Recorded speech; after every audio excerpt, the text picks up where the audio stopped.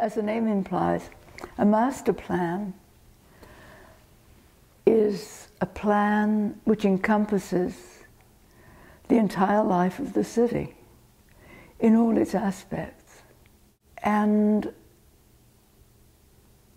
one can then translate it into a physical form. And that should be the guiding principle for the way in which the city develops, principally physically, but also in terms of transportation, in its population, in its density, in its facilities of all kinds, its school districts, its manufacturing, its other workplaces. The master plan should represent the future life of the city in its totality, one way or another. No, Toronto does not have a master plan. There is a so-called master plan, but it's what I call pious words. It describes in English, in language, in a written word, what Toronto should be, but it doesn't actually present a physical plan. And, you know, pious words are completely useless. Well, I have not seen a physical plan, is my point.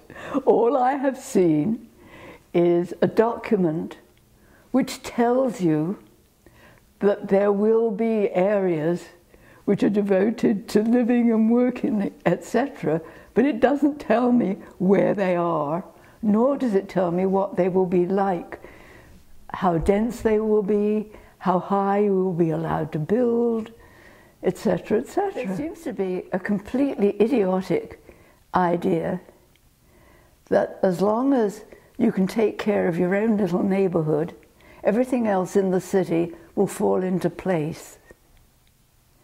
And that there is something dictatorial about a master plan.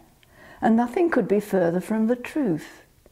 I mean, I would ask, why do we have a government at all? You know, why do we have a federal government, and then a provincial government, and then a municipal government? Each of them has a particular function for organizing something or other in our daily lives. And a municipal planning board or committee has the same function with respect to the physical form of the city.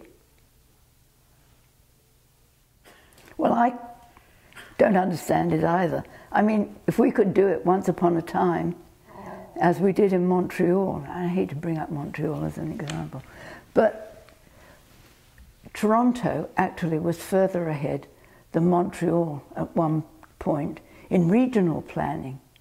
It had a marvelous regional plan, and that's gone by the wayside too. And it was done in those days without all the tools that you have today. You know, you just did it with pencil and paper. It's not such a big deal. I think once you have a really good plan, it should last for a generation probably. But it's difficult to know exactly how a city will grow, because that depends on the economy, in a general sense and in a particular sense. It depends on the economy and the various other policies of the national government, the provincial government, before it ever gets down to the municipal government.